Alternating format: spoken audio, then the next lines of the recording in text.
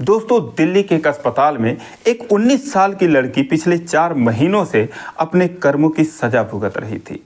पढ़ने लिखने में होशियार, बहुत ही खूबसूरत ये लड़की प्यार के चक्कर में पड़ जाती है और अपना सब कुछ छोड़कर अपने प्रेमी के साथ भागकर दिल्ली चली आती है, जहां पर वो रानी की तरह रहने लगती है।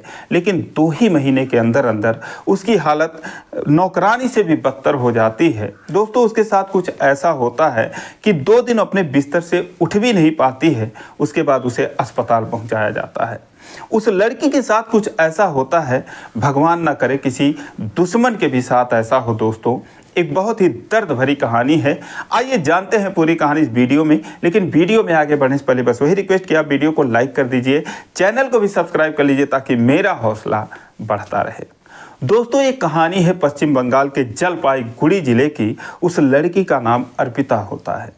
अर्पिता के घर में उसकी माता के अलावा उसकी एक छोटी बहन, उसका एक छोटा भाई होता है। उसके पिताजी की बहुत ही पहले मौत हो जाती है। दोस्तों, वो सरकारी स्कूल में पढ़ती है। जब 12वीं पास करती है, उसके बाद बीए में उसका एडमिशन होता है। उसकी उम्र 19 साल की होती है। दोस्तों, जब बीए में जाती है तो उसकी एक लड़के से दोस्ती हो जाती है। उस लड़के का नाम शनि होता है और उसके बाद दोस्तों शनि से प्यार हो जाता है। शनि एक बहुत ही अमीर घराने का लड़का होता है। जब इन दोनों के प्यार की भनक शनि के घर वालों को लगती है, दोस्तों वो आग बबूला हो जाते हैं और इस प्यार का कड़ा विरोध करते हैं। वहीं अर्पिता की जो माँ होती है वो भी इसका विरोध करती है, क्योंकि दोनों परिवार में कोई समानता नहीं थी। दोस्तों, अर्पिता एक गरीब घर की लड़की होती है, तो उसकी माँ को ये डर था कि उस घर में उनकी बेटी को कभी सुख नहीं मिलेगा। लेकिन दोस्तों, कहते हैं कि प्यार अंधा होता है। एक दिन शनि और अर्पिता दोनों अपना गांव छोड़कर दिल्ली भाग जाते हैं। दिल्ली आकर वो पहाड़गंज में किराए पर कमरा लेकर रहने लगते हैं। 2 महीने तो सब कुछ सही से गुजरता है। कुछ पैसे वो घर से लाए थे, कुछ अर्पिता भी लाई थी। शानदार तरीके से ज़िंदगी गुजारते हैं।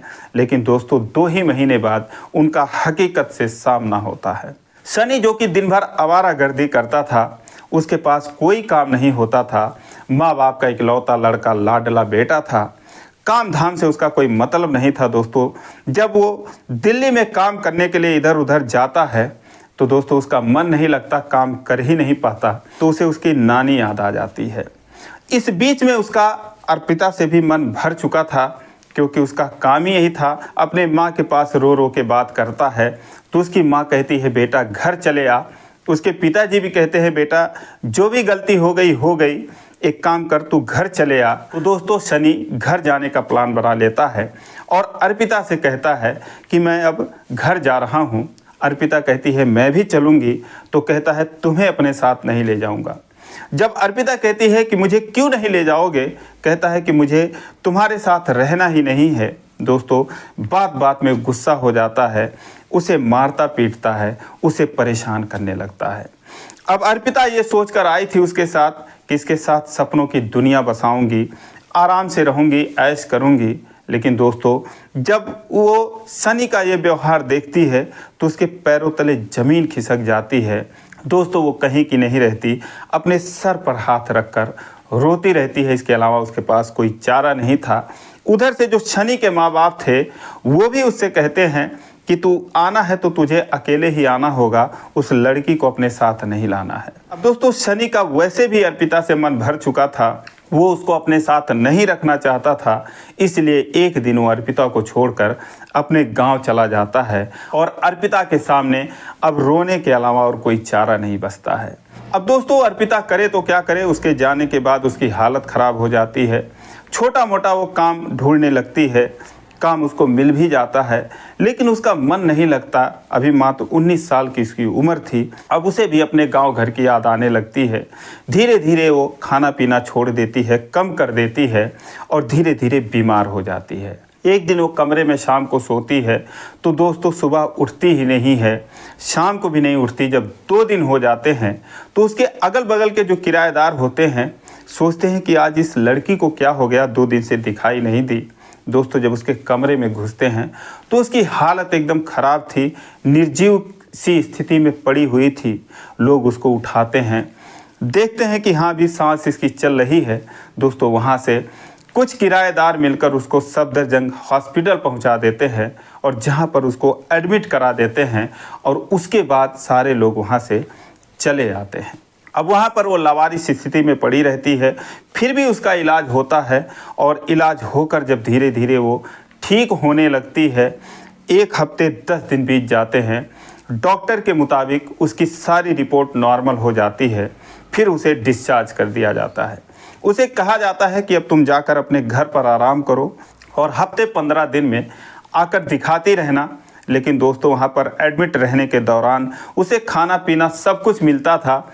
अब वहाँ से जाती तो कहाँ जाती, वहाँ से वो निकलने का नाम ही नहीं लेती। लेकिन डॉक्टर कहते हैं, नर्सें कहती हैं कि कोई घर नहीं है जो इस तरीके से यहाँ पर रहो, और भी मरीज़ हैं तो तुम्हें तो जाना ही पड़ेगा।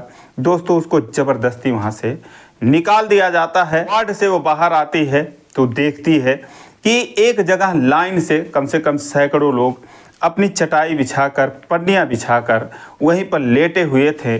तो कुछ औरतें होती हैं, उनके पास हो जाती है, उनसे सारी बात बताती है। तो कहती हैं कि अब क्या कर सकती हो, अगर यहाँ पर रहना है तो देखो यहीं पर तुम भी अपनी जगह बना लो, यहीं पर तुम भी रहो, हम लोग यहीं दिन रात रहते हैं और खाना देने वाले आते रहते हैं। कुछ दाता धर्मी लोग जो कि नाश्ता लेकर आते हैं, खाना लेकर आते हैं, चाय लेकर आते हैं, कभी कभी कोई 10-20 रुपये भी बांट जाता है। तो इस तरीके से हम लोग, कोई 6 महीने से है, कोई 8 महीने से है, कोई 4 महीने से है, और कुछ के जो मरीज़ थे कई महीनों से उसी अस्पताल में भर्ती थे, तो उनके भी परिजन वहीं पर पड़े रहते हैं और इस तरीके से अपना दिन काटते हैं। अब अर्पिता करती तो क्या करती, कहाँ जाती, बाहर जाती तो उसके लिए खतरा था। दोस्तों उन्हीं महिलाओं के बीच में वो भी जगह बना लेती है और एक पन्नी बिछाकर वहीं पर अपना गुजारा करने लगती है। दोस्तों उसकी भी वही दिनचर्या थी। सुबह उठते ही वो उनका रास्ता देखने लगती है जो चाय बांटने आते थे, जो खाना देने आते थे, और उन लोगों से ले लेकर जैसे सारे लोग खाते पीते हैं वैसे अर्पिता भी गुजारा करने लगती है। और इधर सनी गांव में जाकर ठाठ से घूम रहा था। उसे किसी ने एक जुबान तक नहीं बोला कि भाई तू कौन सा कर्म करके गया था, तेरे ऊपर कोई कार्रवाई होगी कि नहीं होगी। कोई उससे सवाल जवाब करने वाला नहीं। जैसे वो पहले घूम रहा था वैसे अब भी घूम रहा था। तो दोस्तों अर्पिता की माँ एक दिन डरते हुए उसके घर पर जाती है। उसके माता पिता से बोलती है कि तुम्हारा बेटा तो आ गया, मेरी बेटी कहाँ है। वो लोग कहते हैं कि हमको क्या पता तुम्हारी बेटी कहाँ पर है, जाओ तुम ढूंढो, हम तो अपने बेटे को ढूंढ कर ले आए। उसकी माँ कहती है कि दोनों साथ ही में गए थे तो साथ ही में रहे होंगे, तो तुम इसे ढूंढ कर ले आए तो हमारी बेटी कहाँ पर है। वो लोग बोलते हैं कि हम अपने बेटे के जिम्मेदार थे, तुम अपनी बेटी की जिम्मेदार हो, हमें कुछ नहीं पता। दोस्तों उसके बाद वहाँ से चली आती है। उनके आगे रोने और बिलखने के अलावा कोई रास्ता नहीं था। और इधर अर्पिता को उस अस्पताल में रहते रहते 2-3 महीने बीत जाते हैं और उसी तरीके से अपना वो गुजारा करती है। उसके सामने भी रोने के अलावा, पश्चाताप करने के अलावा कोई चारा नहीं बचता।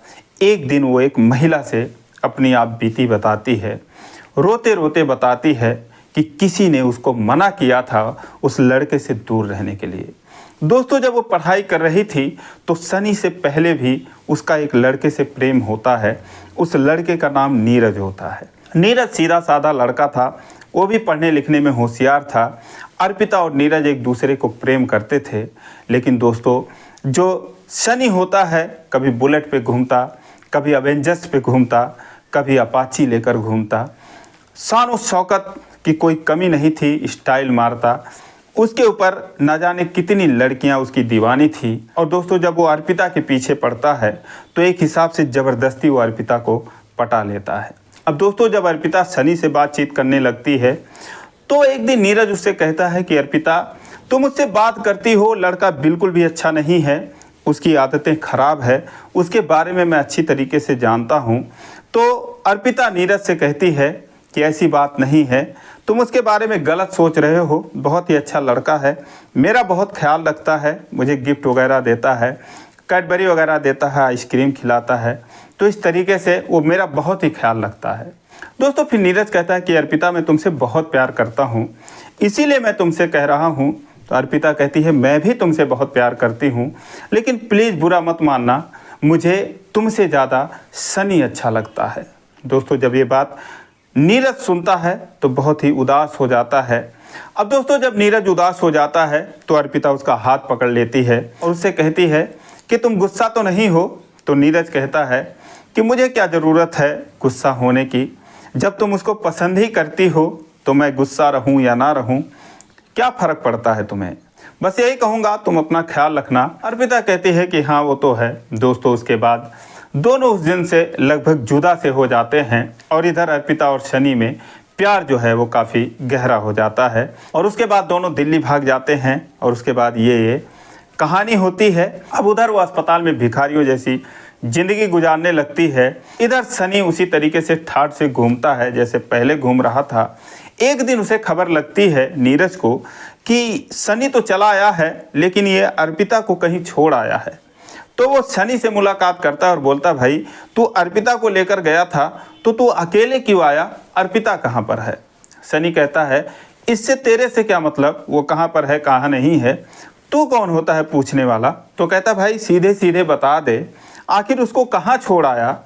कहता मेरे से कोई मतलब नहीं है, तू जा उसके घर पे पता लगा, अपने घर पे होगी। दोस्तों नीरज जो है वो दूर दूसरे गांव का था और शनि जो होता है ये अर्पिता के गांव के ही बगल का लड़का होता है। तो नीरज उसके गांव में आता है, पता लगाते लगाते उसके घर पे पहुंचता है। उसकी माँ को देखता है और बोलता है आंटी मैं अर्पिता के ही साथ पढ़ता था, अर्पिता कहाँ पर है, कॉलेज वगैरह क्यों नहीं आती। दोस्तों उसके बाद उसकी माँ जो है रोते रोते सारी कहानी बताती है।